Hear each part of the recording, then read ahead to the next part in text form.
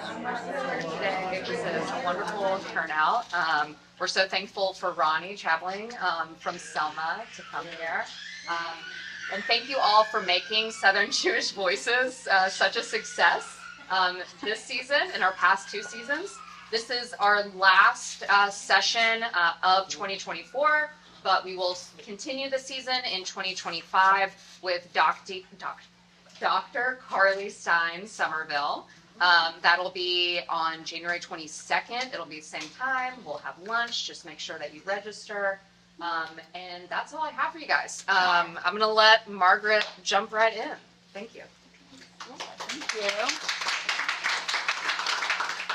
Thank you, Zoe, and thank you, Ronnie, for being here today. I think you are only our second ever guest to join us not from Birmingham, which is really exciting. Some of you all may remember Philip Ensler came up from Montgomery last year. And, I think as we're considering sort of the full spectrum of Southern Jewish life, it's really important for us to talk to folks outside of Birmingham. And I really enjoyed getting to know some of your story already, and I think our audience is going to learn a lot. So I appreciate being here.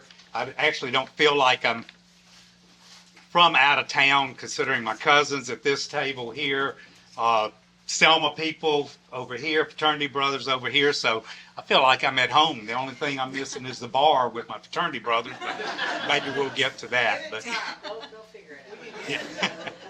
Yes, I could and I saw that too coming in. It was really neat to see how many folks were already gathered in the lobby with you. So definitely clear you've got some connections in the community. Oh, it's wonderful to be here and to have all my friends and to be here for this event. Thank you for inviting me. Absolutely. Well, we are going to start where we always do, which is a little bit of your early life. So you were born and raised in Selma, and I learned when I spoke to you that you only left just for a few years going to college at UA. So I'd love if you could just tell our audience a little bit about what Selma was like when you were growing up there in the 50s and 60s. Selma was wonderful. I mean, Selma was a economic hub for 50 miles west of Selma to the Mississippi line. And I mean, downtown was energetic. 50% of the retail businesses downtown were Jewish. So, you'd walk down the streets and Mr. Bendersky and Mr. Leonthal, Mr. Palmer would all be out on sidewalks inviting people in. It was extremely active. It was just an economic hub, and people were friendly. And, Saturdays, my grandfather had a small little leather repair shop on Water Avenue right on the river, and Mother would drag me down there Saturday afternoons because she needed to help her father. And it was just tons of people. It was really a good place to be raised. We talk about riding bicycles for 3 and 4 blocks from our houses with friends at night. It was never an issue not to be out and about. So, blessed to be from Selma and still in Selma and raised in Selma. So I think it's been a good city. Yeah, absolutely. And I mean, tell me a little bit about the Jewish community during that time as well. I think the numbers you shared with me were that at one point, sort of at its height, there were about 100 Jewish families in Selma. Right. And when you were growing up, it was more like 125 people. Yep, Like, how would you kind of characterize the community during that time? Well, again, economically, most of them were business people. Julie's family had a business there. We had a bank president in Selma, and the Jewish life was good. Now, it was Selma, so it was a very relaxed Jewish community, but it was a well-respected Jewish community. We'll get into that in a little bit, but we had our Friday night services. We didn't have Saturday services except for very rare occasions, but we had a great Jewish community. It was, but it wasn't separated. It was part of the Christian community. It was, we were all in it together, and I think that's what was special about our relationship with the Christian community in Selma, because we had the Jewish community had a lot of respect. We were real involved in the city of Selma with 3 Jewish mayors. So We've had a wonderful Jewish life. Yeah, and actually, I want to ask you sort of specifically there, because one thing you shared with me is that there's sort of a misperception that there would have been a higher level of anti-Semitism in sort of a small Jewish community like that. Can you just talk a little bit about, what you did or did not experience and sort of how that might be misunderstood? Well, we really didn't have anti-Semitism in Selma, and that's something that when groups come through Selma to tour Selma, and I get to talk to them from Chicago and Los Angeles and New York, they must think that it must have been awful to be a Jew in Selma, Alabama, but in fact it wasn't. Now, that's not to say it was perfect.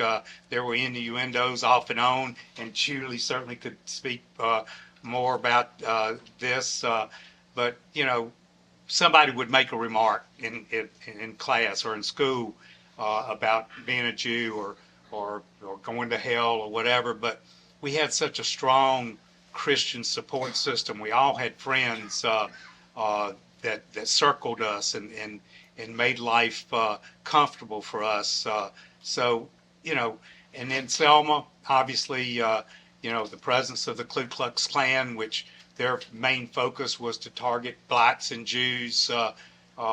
Because our Jewish community was so strong in Selma, we feel that kept them at bay from within just the Selma community. They were all around us, but we never feared being Jewish, never feared going to Friday night services. So I think it talks to the strength of Selma's Jewish community, the acceptance of Jews in Selma. Again, the three Jewish mayors, two in the late 1800s, one in the early 1900s, civic leaders, Block Park, which was named after the Block family. That's our baseball field. So, we just didn't experience. We knew we were different. We knew where everybody else was on Sundays mornings, and we were not. But we never felt out of place. We never felt that we had to not express ourselves as being Jews. Yeah, that makes complete sense. And I was so interested to learn that there were three Jewish mayors of Selma. So I think that shows there's all sorts of things that we might not know or think about, when we consider a small Jewish community. That's so interesting. Yeah, and even Jews date back to the 1830s in Selma, and that's within 10 years of the incorporation of Selma. And the Episcopal Church and the Methodist Church loaned buildings to Congregation Mishkan Israel to worship in until our building was built in 1899. Wow. So, the relationship has always been wonderful. And I'm pointing out Julie because we'll have to have Julie on next. She probably went to church with her. I know my sister did church with her friends on Sunday mornings, and they came to temple services on Friday nights. It was always a good relationship there. Yeah. Well, let me ask you just a little bit more about your family too. I'd love to hear about, this is going back chronologically a little bit, but how your family got to Selma. You mentioned they were merchants in the community, and then you've started talking a little bit about your Birmingham ties, but maybe draw some of those dots for us. Well, I wish I knew exactly how my grandparents got to Selma, but my parents really never knew. But my mother's parents were from Lithuania. Poland, from Poland. They came to the United States in the mid-1920s and settled in Chicago. My mother never knew exactly how my grandfather wound up in Selma from Chicago. They had a large family in Chicago, but I have a 1939 Western Union telegram from my grandfather in Selma to my grandmother in Chicago saying, "Send me $50. This is where we're going to stay." So, interesting. My grandmother and her 4 children, which was my mother and her sister and 2 brothers, all moved to Selma. Now on my father's side, they were from Lithuania, immigrated in the mid-1920s and went to Detroit. Now, my grandfather married Elsie Siegel Leet, so this is my connection to the Siegel family. Okay. And so, evidently things didn't work out in Detroit for Papa Leet and Mama Leet, and they moved to Birmingham. Now, my dad's sister was born in Detroit, but my dad was born in Birmingham. My grandfather went to work for the Siegels in the automotive parts business, and eventually he decided to come to Selma and start selling used parts, and moved. Again, my father was born in Birmingham. He graduated from Ramsey High School.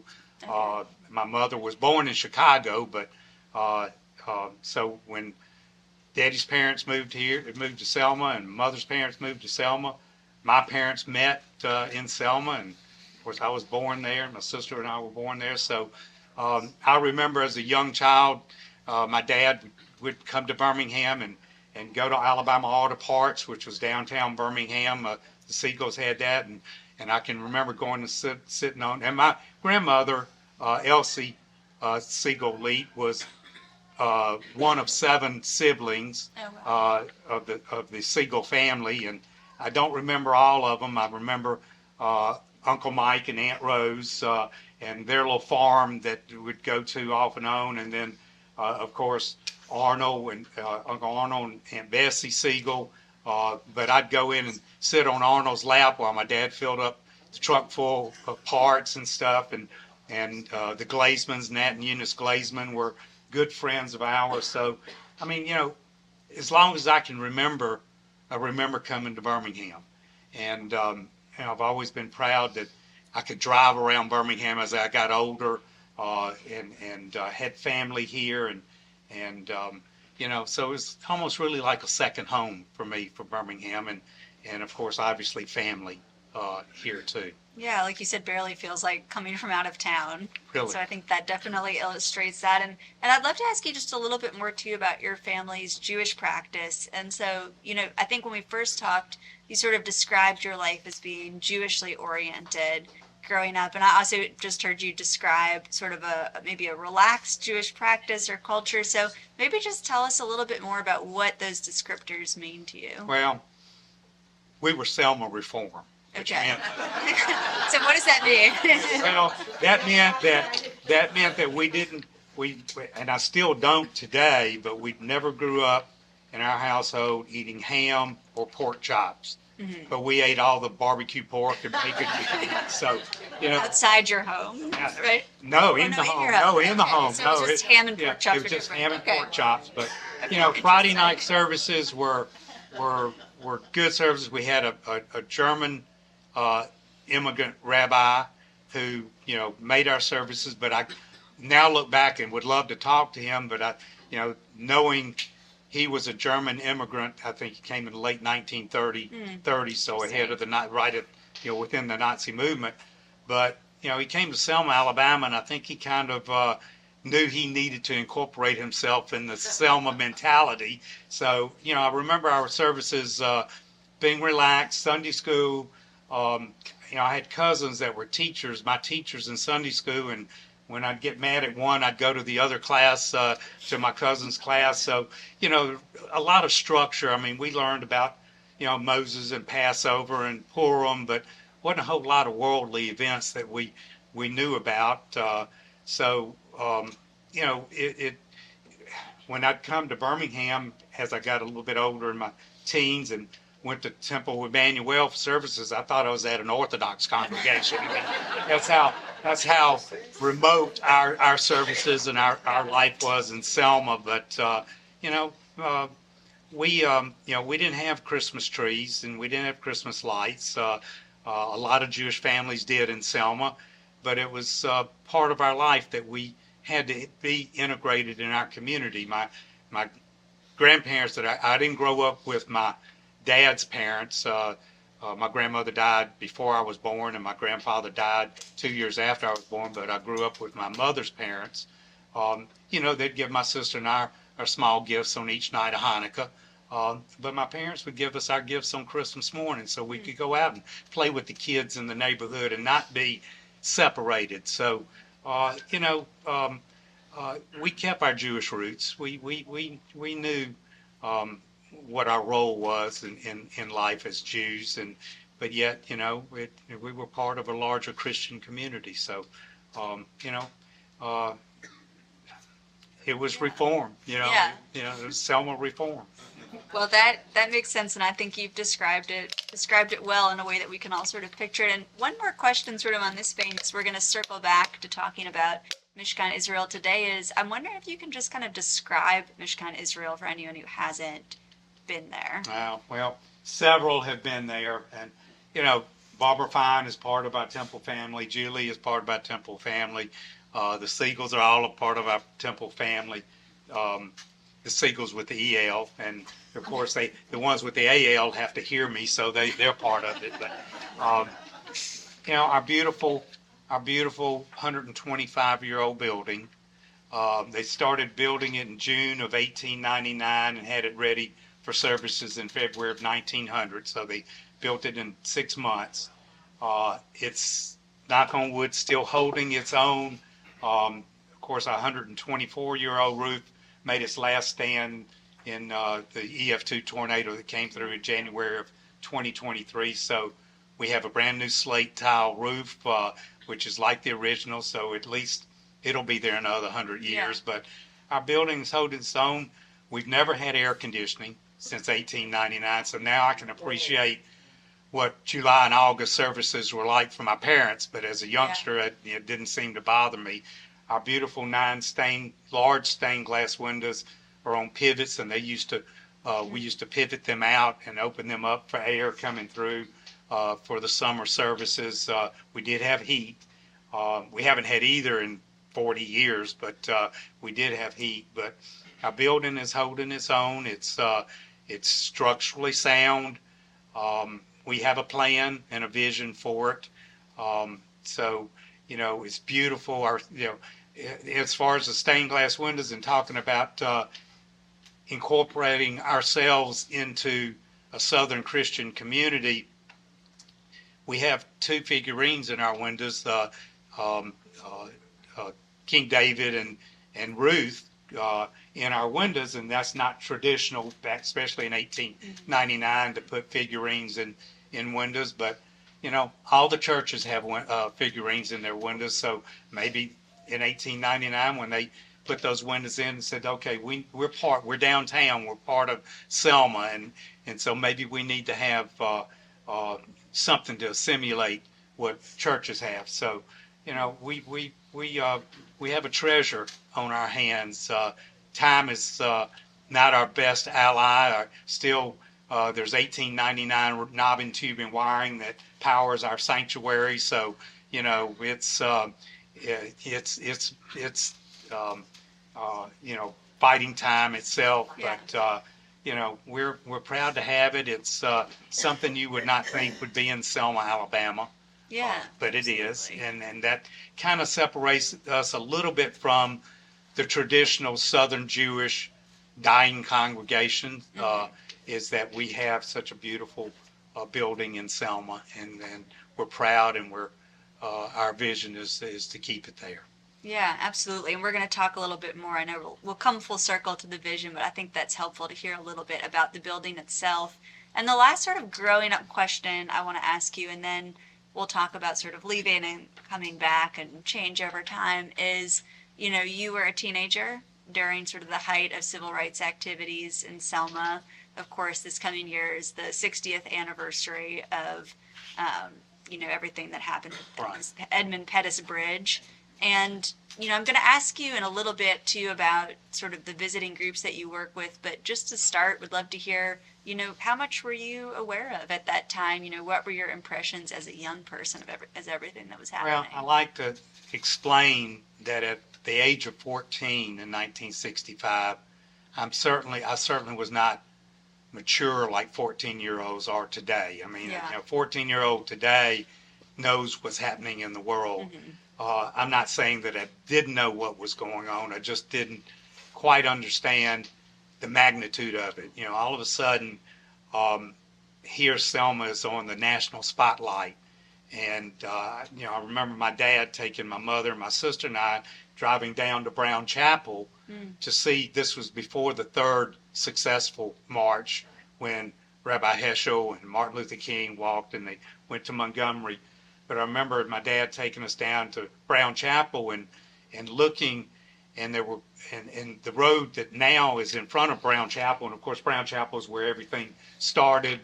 Martin Luther King spoke there, and that's where all the marches began, and to go to the courthouse to try to vote.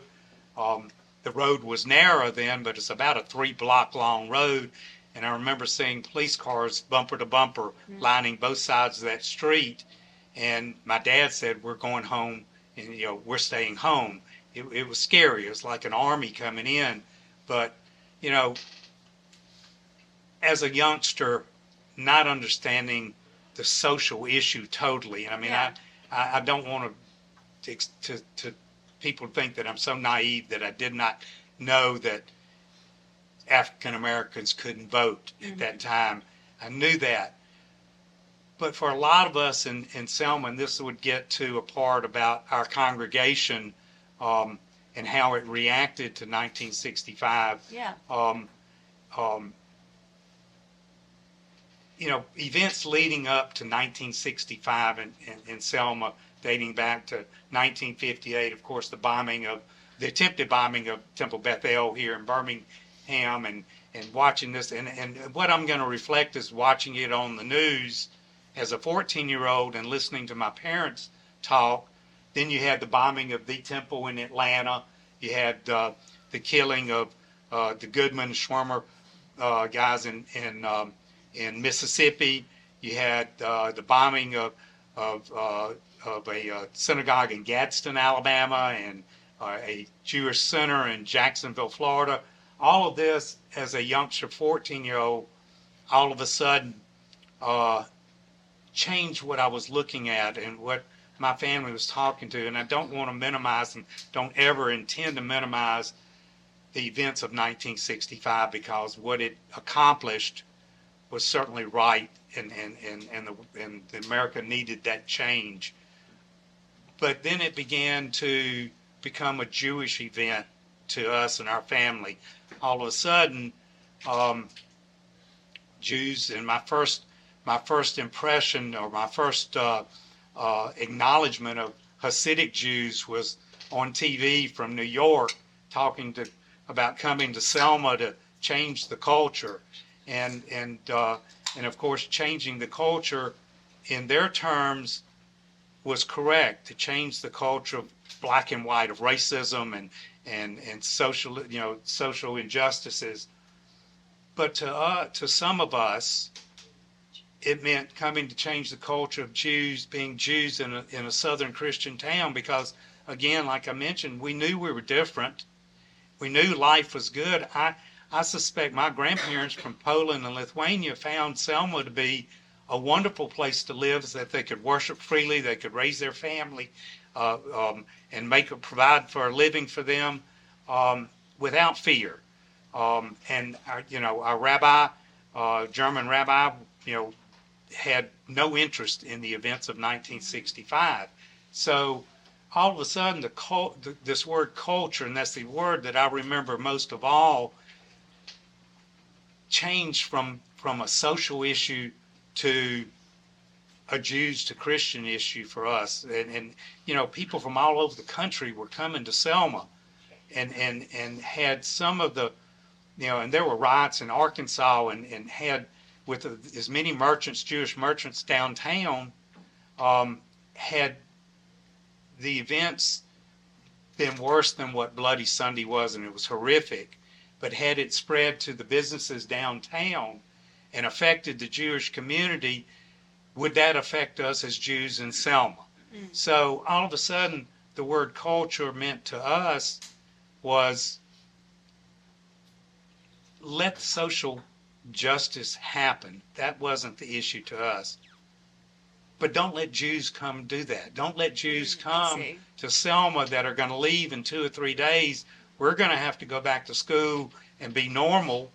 But if for some reason some of the weight of what might have happened in 1965 in Selma fell on responsibility of Jews from all over the country, then all of a sudden, we maybe our life might change as Jews in Selma. So, you know, that's my recollection as a 14-year-old and what my parents' business was not downtown, so it wasn't directly affected by downtown, but we were Jews, and we were Jews in a happy place, and we didn't want that disturbed, and that may be selfish, but you know, there seemed to be a reason for that.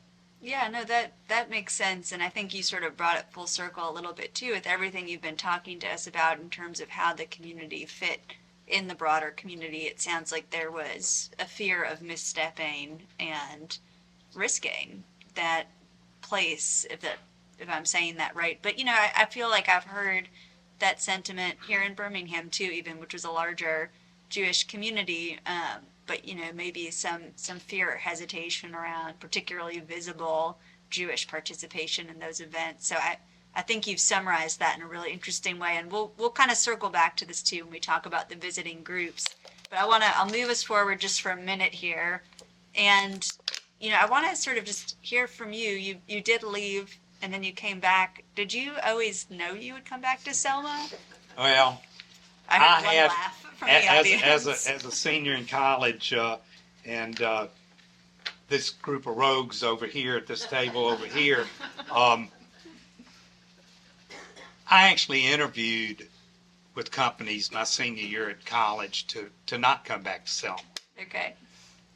But my family, my parents, we had a small family-owned business, and they needed me in that business, and I knew I couldn't sort out in my mind what might happen with them because they were the only ones that had the keys to the business. Mm-hmm. We had good people, but my parents were Jewish parents, I guess. I'm not sure if that applies to every Jewish family-owned business, but it did to ours.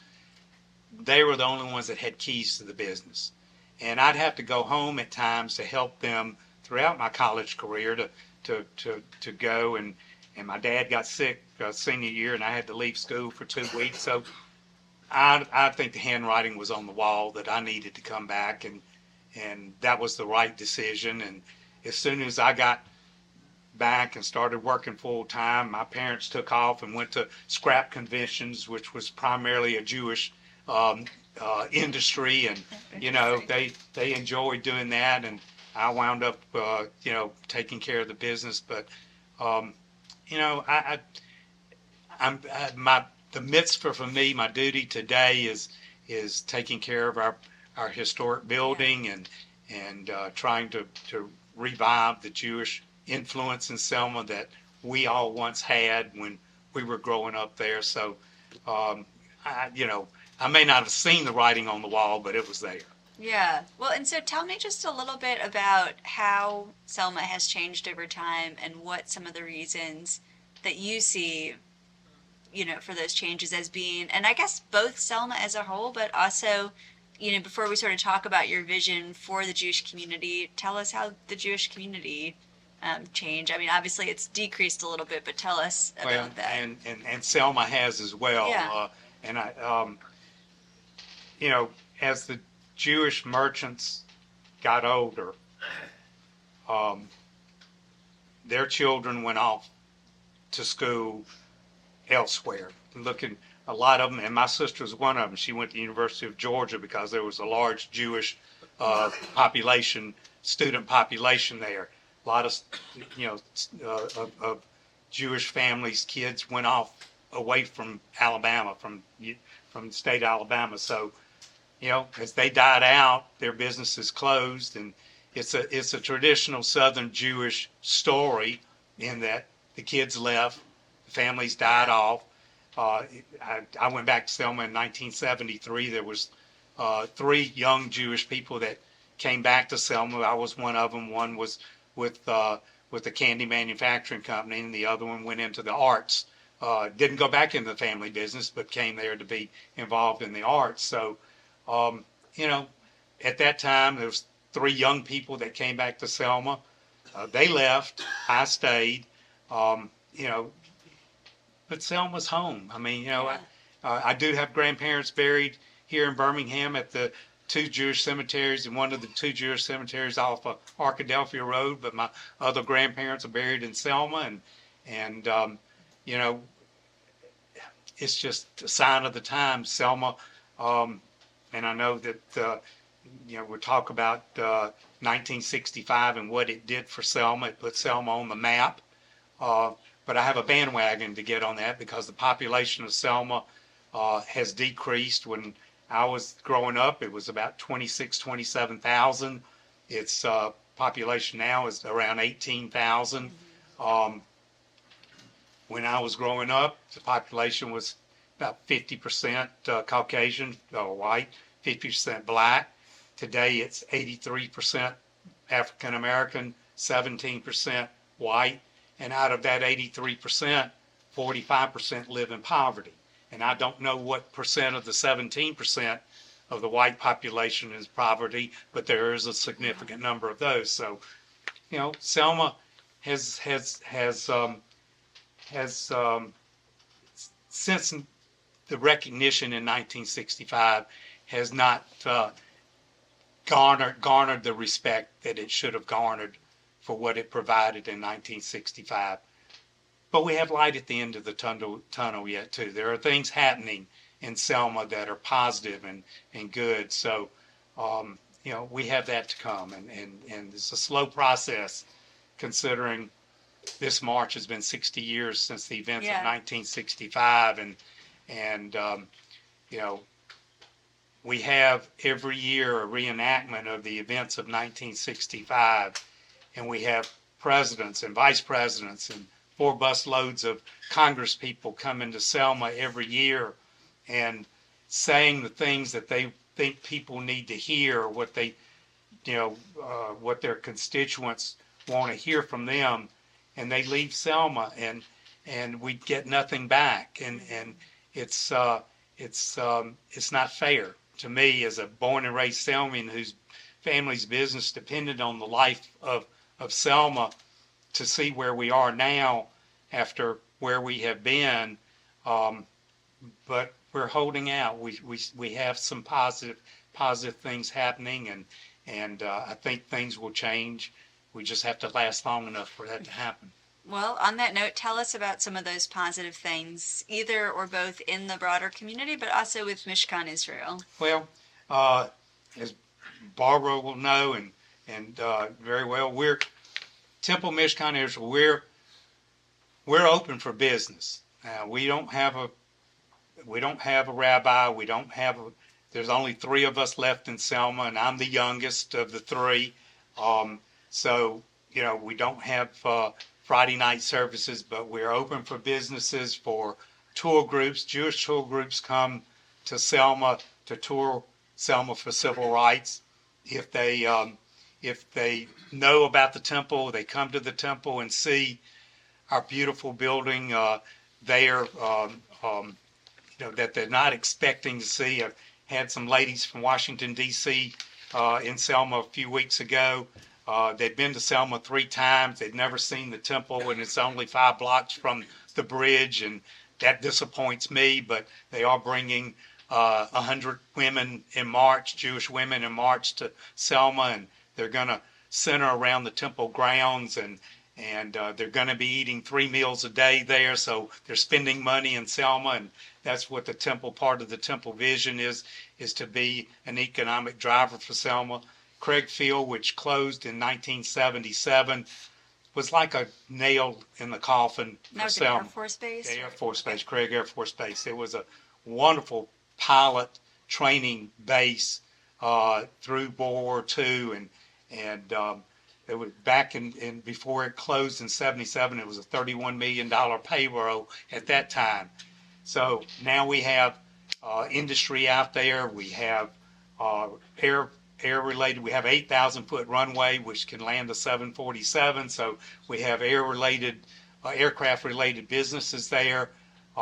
We have investment groups that have a group that bought the Harmony Club, which was a Jewish men's social club, which Selma had, which, you know, you did find harmony clubs around the country, Los Angeles and New York, Chicago. Selma had its own. It was a men's social club, so I don't, you know, it closed in 1931, so I don't know what they did there, but it was a men's social club. But it was a three-story standing building right at the foot of the bridge. It's going to be restored, and they're going to keep the integrity of the Harmony Club. It has in the cornerstone the names of the founders of the Harmony Club, which are members of Temple Mishkan Israel. The same investment group bought the Adler Furniture Building, which was a Jewish-run furniture business. They're going to make it into an arts building. So there's more of that coming down the road. So, yes, there's light at the end of the tunnel, or that we see the flicker of light. So none of us are yet ready to throw the towel in. Temple Mishkan Israel is going to be a part of that growth. Because groups come in, they spend a couple, 2 or 3 hours in Selma, and they leave, and they either go to Montgomery or they come back to Birmingham. So they don't spend money, but we're going to change that, and Temple Mishkan Israel is going to be a part of that. Well, sort of a closing question for you. You know, I guess I'm curious, and you've hit on a lot of this, but how you would sort of summarize this. You know, all of these groups that are coming through and visiting. What do you wish that they understood about Selma and Selma's Jewish community, both in the past and present? I feel like we've hit on a lot of sort of misconceptions today and, you know, things that people might not think of. Maybe you could kind of bring that together for us. Well, as far as Congregation Mishkan Israel, because it's in the last several years, you know, the statement is made, and it's true. If you don't acknowledge, if you don't believe, if you don't participate, then you're not supportive of whatever that issue, and I'm mainly talking about social issues. Mm-hmm. There are two really main things that are printed about, and you would think, I mean, the Birmingham Jewish community and Bethel and Emmanuel, you know, stepped up in the, you know, events leading up to the Selma events of 1965. They were, you know, supportive of it, and it's written about the Jewish community in Birmingham. The Selma Jewish community, the two things that you will read about mostly in history is that there was a prominent member of our congregation that was on the bridge with the sheriff's posse, and that was true. He was there. He was a segregationist, a racist. I remember him sitting Friday nights on the front pew of Temple Mishkan Israel in his work farm pants and work boots, but he was always the first one to get on the roof and repair stuff, so I didn't understand the other side of him. And the second thing you would read is that our congregation was not participated. It was not involved in the events of 1965, and that hurts somewhat, because it is true they didn't participate, but it's not because they didn't believe in the social issue. But as I explained before, leading up to the events of 1965, you know, our congregation sitting there with retail business. There was already a black boycott of white businesses in Selma leading up to 1965, which wasn't targeted to Jewish businesses, but was involving a lot of Jewish Temple Congregation Mishkan Israel family. So, you know, here all of a sudden, you know, our German immigrant rabbi didn't want to have anything to do with the events. You know, we have all the merchants downtown that wasn't sure what they needed to do. And listen, the Jewish merchants were the first to step up to let the African American community come in the front door to try on clothes when other merchants wouldn't allow that to happen. So, you know, there was not this mentality of, you know, we don't respect the social issue. It was where it was putting us, you know, what was going to happen to us as Jews in a Southern Christian town. So they didn't know what to do. The Jewish community didn't know what to do. I had a very prominent Jewish member of our congregation as leading up. This would be in 2011 when we were riding back and forth to Montgomery to an attorney to work on our 501c3 for the congregation for Temple Mishkan Israel. And this man's business didn't rely on Selma. It was a national business. It shipped all over the country and South America, its product. So, and if there was anybody in Selma that could make something happen, had influence and could make something happen, this would be the one person that you would go to if you had an issue in Selma. But we were talking, and he was an engineer. He was a very fluent man and smart man, and his business was one of the largest in Selma and had black and white employees, and they loved this family. It was a 102-year-old family business, and we were riding back and forth to Montgomery. And of course, I grew up with his children. I didn't know the parents as a youngster that well. Of course, I knew him, but there was a rabbi that was arrested in Selma during the events of 1965. And this man said to me, he said, it's a good thing that they didn't, meaning whoever had contact with this rabbi, that they didn't call me, because I'd have told him to leave his ass in jail. Now, that wasn't a reflection on the social issue. It was a reflection on us thinking about Jews from outside of Selma, not understanding the mentality of what it's like to grow up in a Christian atmosphere, and how different it could make for us and our families living in this atmosphere. And so it reinforced me in his saying that Congregation Mishkan Israel was at a standstill. They didn't know they were going to be wrong whichever side that they picked, if they had to pick a side. So the best thing that they could do was just to remain behind the scenes. There were members of our congregation that helped some of the Jewish outsiders with food and advice. That was done behind the scenes. So it was a rock and a hard spot situation. My family, again, business was not downtown, but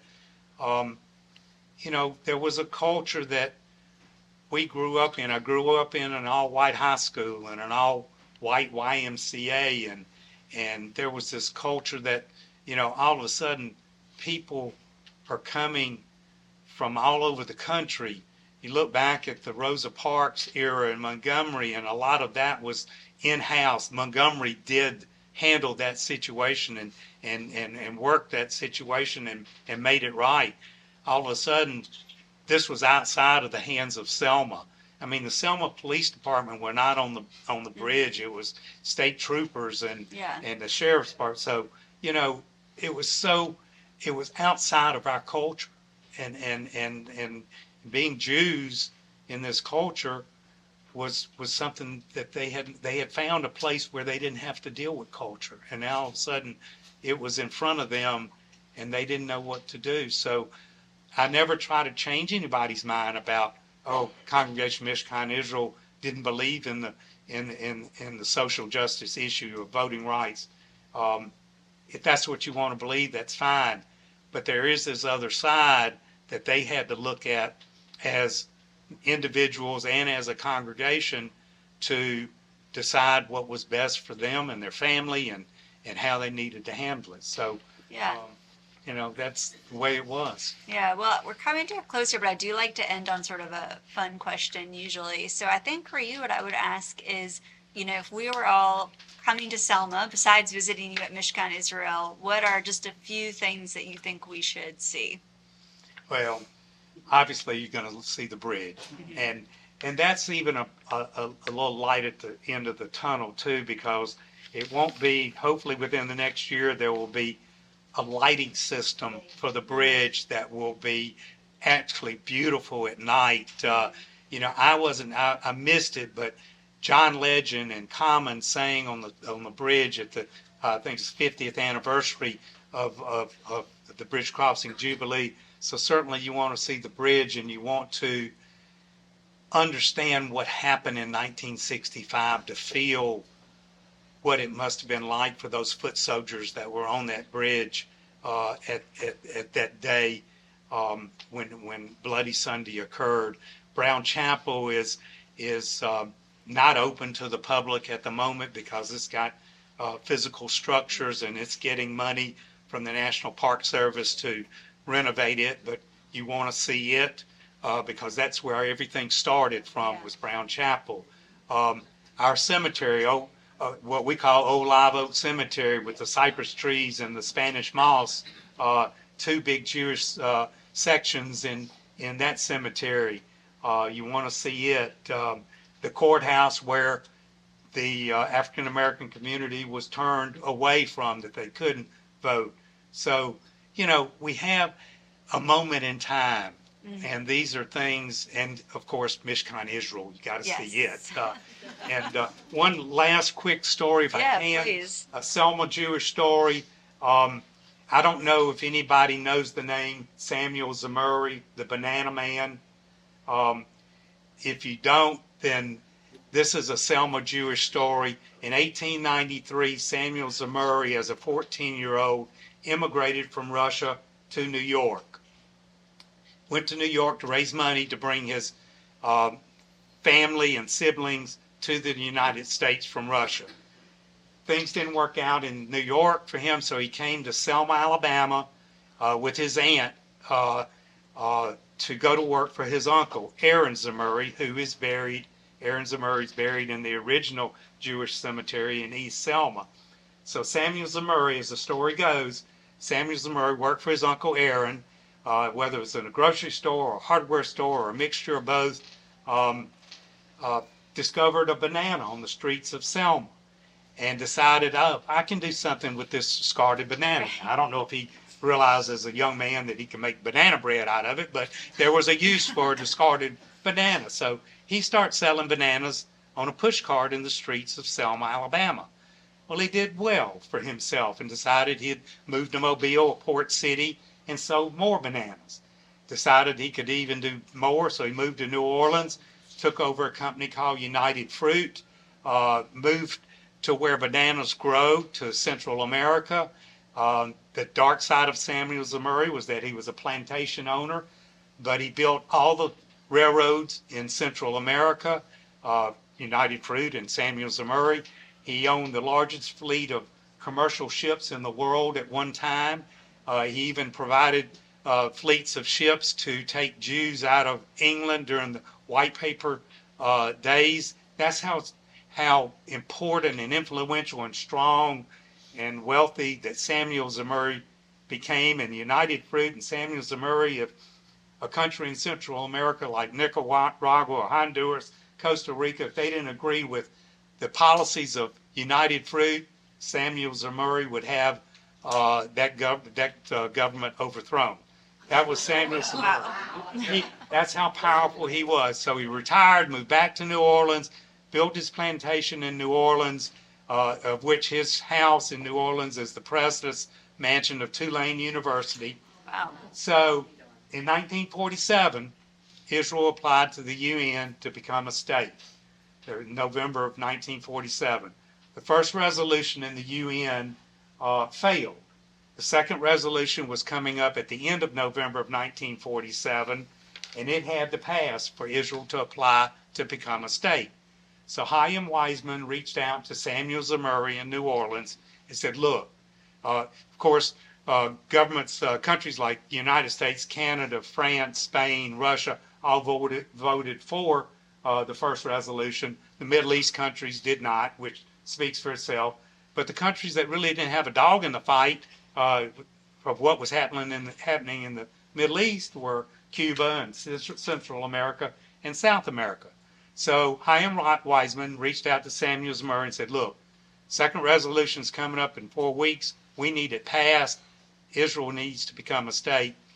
So however Samuel Zemurray did, whether he tuned in to a good buddy or buddies in Central America or strong-arm governments in Central America, the second resolution passed because of the votes out of Central America. So that allowed Israel to become a state in 1948. Now, my end of the story is, had Samuel Zemurray not come to Selma, Alabama, discovered the banana, history could have been different for Israel. So, That is a perfect ending. Thank you so much. thanks.